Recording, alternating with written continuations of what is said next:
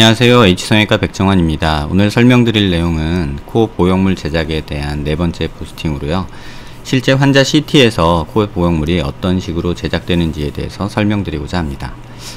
CT 이미지에서 이렇게 피부, 뼈, 에어웨이 이렇게 우리가 세 가지를 세그멘테이션, 분할이라는 과정을 통해서 이렇게 3차원적으로 만들 수가 있습니다. 이렇게 만들어진 영상을 3차원적으로 재구성을 다시 해보면 이렇게 어퍼라테랄 카틀리지와 로어라테랄 카틀리지의 음영이 에어웨이를 통해서 나타나게 되고요. 마킹을 통해서 이렇게 마킹을 하고 연골 두께만큼 이렇게 두께를 줘서 모델링을 하면 이렇게 실제 수술 환자와 거의 유사한 실제 연골의 모습을 우리가 컴퓨터로 3차원적으로 재구성을 할 수가 있습니다.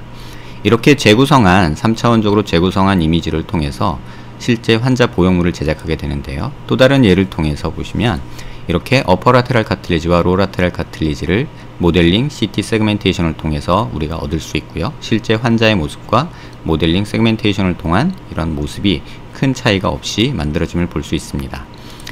이렇게 만들어진 코뼈와 코 연골, 어퍼라테랄 카틀리지, 로어라테랄 카틀리지 연골 표면을 이렇게 표면을 따면 보형물이 놓일 위치에 이렇게 바닥에 3차원적인 형상을 구현할 수 있고요. 그 형상을 바닥 기초로 해서 이렇게 보형물의 높이를 어느 정도 둘지를 정하게 됩니다. 이렇게 정해진 높이가 실제 환자의 피부 두께와 보형물의 높이가 어느 정도 들어갔을 때 변화된 양을 각각 자동화해서 만들게 되고요. 이렇게 각 레이어별로 작게는 20개, 크게는 30개 정도 이렇게 보형물의 높이를 디자인을 하게 됩니다. 이렇게 디자인을 해서 볼륨을 주면 3차원적으로 재구성된 보형물이 디자인이 되게 됩니다. 이렇게 만들어진 보형물은 실제 코의 연골면과 뼈 바닥면에 완전히 밀착되게 되고 피부 두께를 고려한 높이마저 정확하게 일치하게 돼서 실제 수술 전에 환자 사진이나 영상을 통해서 수술 목표를 정한다면 콧등이 얼만큼 높아지고 매부리 쪽이 얼만큼 높아지고 또 수프라티브 에어리어 위쪽이 얼만큼 높아질지를 결정하게 되면 그 결정한 높이대로 보형물을 디자인할 수 있다는 장점이 있습니다. 또한 이런 코 연골면 바닥과 뼈 바닥면에서 보형물이 들뜨지 않음으로 인해서 이 면이 정확히 밀착돼서 보형물이 이탈하거나 또는 들뜸으로 인해서 생기는 피가 고인다던가 또는 구축이 발생한다던가 하는 염증이 발생한다던가 하는 그런 부작용을 최소화할 수 있는 이런 환자 맞춤형 3차원 입체 보형물이 만들어질 수 있습니다. 현재 이와 같은 방법으로 3차원 환자 맞춤형 포 보형물에 대한 디자인과 제작 방법에 대해서 개발이 완료된 상태고요. 수술 중에 잠시 넣어보는 보형물, 임시 측정자로서 허가를 받아서 몇몇 환자를 통해서 임상 고도화를 진행하고 있는 중입니다. 그래서 코끝 연골이 변화되는 코끝 수술에도 적절히 대응할 수 있도록 모델링 수정 과정을 조금 더 다듬고 있는 과정이고요. 아마 연말이나 내년 초쯤이면 식약청 정식 허가를 받아서 일반 시술에 활용할 수 있는 그런 보형물로 판매가 될 수 있을 듯 합니다. 이러한 과정들이 어떤 의미를 갖느냐, 많은 선생님들께서는 굳이 이렇게까지 해야 되느냐, 수술하면서 내가 깎는 게 훨씬 더 정확하고 빠르다 라고 말씀하실 수도 있습니다. 다만 코 수술을 많이 경험해보지 못한 선생님이나 또는 기존의 수술 방법에서 여러 부작용을 겪었던 그런 환자분들께는 적절한 해결책이 될 수 있고 부작용을 최소화할 수 있는 그런 방법이 아닐까 합니다. 기술은 항상 발전하고 의학은 굉장히 보수적으로 발전하는 경향이 있습니다. 많은 선배 의사님들이 굳이 이렇게 어렵게까지 만들어서 써야 되느냐 하실 수도 있지만 이러한 것들이 조금 더 자동화되고 컴퓨터 시뮬레이션이나 CT 데이터가 조금 더 이미지 퀄리티가 향상이 된다면 불과 수초 만에 이러한 보형물 제작을 할 수 있고 이러한 제작은 실제 수술 시간의 단축과 수술 정확도를 높이고 부작용을 줄일 수 있는 장점이 있다고 생각됩니다.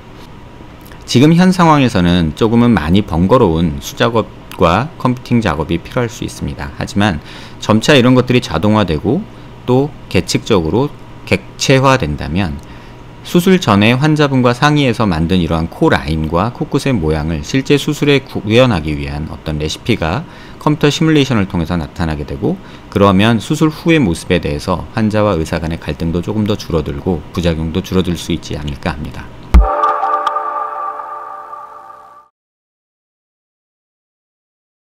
최초 포스팅 작성 시 말씀드렸던 방망이 깎던 노인이라는 수필의 사파입니다. 글 속에서 윤호영 작가님이 그리고자 하셨던 모습은 다소 세상하고 등지고 열심히 본인의 하던 일에 영혼과 혼을 담아서 이렇게 고집스럽게 방망이를 깎던 장인의 모습을 그렸던 수필로 기억이 됩니다. 이 수필이 제게 가져다 준 의미는 사실 어린 시절 레지던트 시절에 코 보형물을 깎을 때 느꼈던 점입니다. 아, 성형수술이라는 것이 굉장히 장인이 하는 일 같다. 굉장히 경험이 많이 들어가고 정성이 들어가서 예쁘게 깎아야 코 보형물도 환자한테 굉장히 잘 맞고 아름다운 코 모양을 만들 수가 있구나, 이런 생각을 했던 적이 있습니다. 그런데 이걸 조금 더 처음 시작하는 의사 선생님이나 많은 선생님들이 시행착오를 겪지 않고 많은 오랜 경험을 가진 장인의 기술을 빨리 습득할 수는 없을까, 그런 고민이 시작되어서 생각해 본 내용을 10여 년이 지나고 이제 성형외과 의사가 돼서 이 3D 프린팅이라는 영역을 조금 공부하면서 그 가능성을 타진해 보았습니다. 과학기술이 주는 가장 큰 이점은 이러한 장인들의 경험을 축적할 수 있다는 것이고요.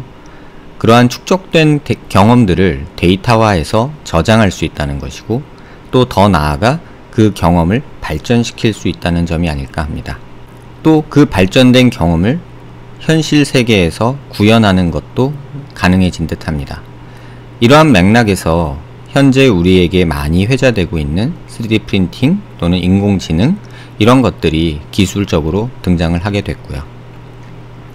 지금 시점이 아마 이러한 장인의 모습, 고집스럽게 수작업으로 깎던 장인의 모습을 이제는 객체화하고 데이터화하고 분석하고 그 경험을 컴퓨터가 문명 기술이 습득하고 후세에게 전달할 수 있는 그러한 여건이 조금씩 만들어지고 있는 것은 아닌가 생각이 됩니다. 오랜 수술 경험을 가진 의사의 높은 경험치는 그 의사의 수명이 다할 때까지만 유효한 듯합니다. 많은 대가 선생님들께서 나이가 들어서 노쇠하시고 체력적으로 또는 눈이나 손이 예전 같지 않고, 그래서 결국 그 많은 경험을 후학에게 전달하고자 하지만 지금까지는 직접 손으로 가르쳐주는 도제식 방식이나 또는 텍스트화된 이미지, 교과서라고 불리는, 논문이라고 불리는 그러한 텍스트화된 이미지로만 후대에게 전달이 됐던 듯합니다.